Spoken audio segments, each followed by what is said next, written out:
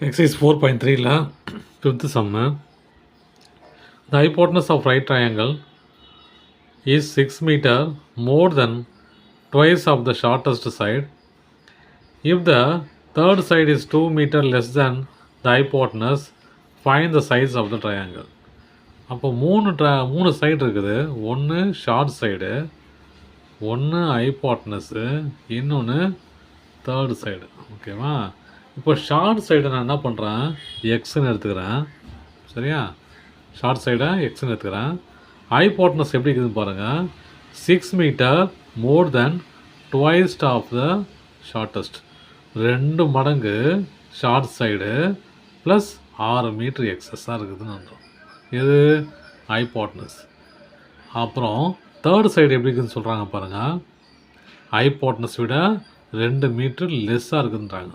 அப்போது 2x + 6 - 2. ஓகேவா? அப்போது 2x + 4 முடிஞ்சிச்சு. இப்போ அதை 3 கண்டுபிடிச்சாச்சு. எக்ஸை கண்டுபிடிச்சிட்டு இதோட டிஸ்டன்ஸு கண்டுபிடிக்கணும். அவ்வளோதான் வேலை. இது நல்லாவே தெரியும். ரைட் ஆங்கிள் ட்ரையாங்கிள்லாம் என்ன அர்த்தம் தெரியும். இன் ட்ரையாங்கிள் ஏபிசி பித்தாகரஸ் இருந்தோம். AC square equal to AB square plus BC square. AC square என்னது? 2x + 6 whole square equal to AB square x square plus BC square 2x + 4 2x + 4 whole square. ஓகேவா? இப்போ இது ரெண்டுமே a + b whole square ஃபார்முலாவில் இருக்குது. ரெண்டுமே a + b whole square ஃபார்முலாவில் இருக்குது. இப்போ என்ன பண்ண போகிறோம், இது a square 2x square plus b square plus 2 × a × b equal to, இங்கே பாருங்கள் ஏற்கனவே ஒரு எக்ஸ் ஸ்கொயர் இருக்குது, ப்ளஸ் இது a + b whole square formula a square plus b square plus 2 × a × b. ஆச்சா? இப்போ பாருங்கள் 4x square plus 36 plus 2 × 2 4 4 × 6 24x equal to, இங்கே பாருங்கள் X square plus 4 square 4x square plus 16 plus 2 × 2 4 4 × 2 16x. இப்போ நம்ம என்ன பண்ணலாம், ஷார்ட் பண்ணிக்கலாம்.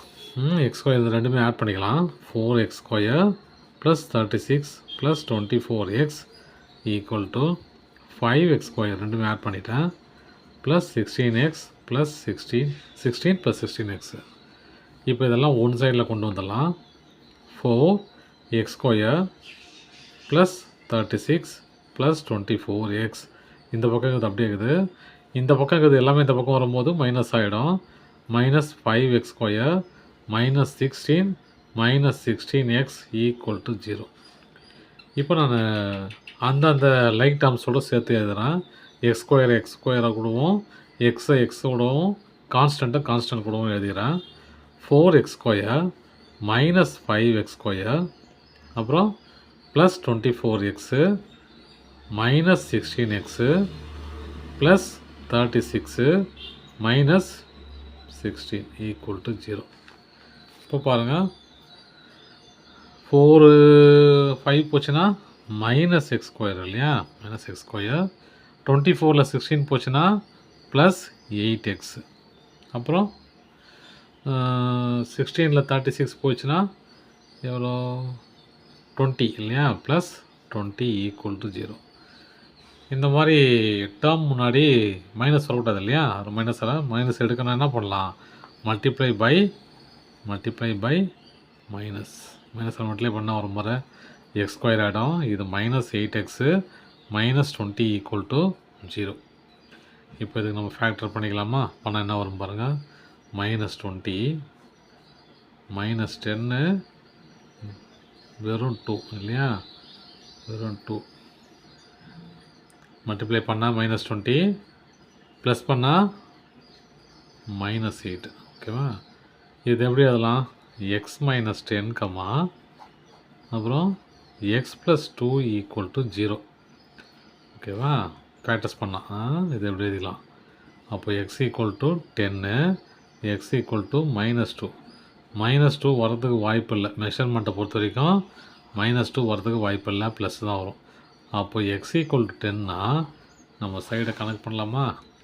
ஏபின்னாது 10, ஏசின்னான்னு பாருங்கள் 2 × 10 + 6 = 20 + 6 26. பிசின்னா பாருங்கள் 2 × 10 + 4 20 + 4 24. அவ்வளோதான் சம்.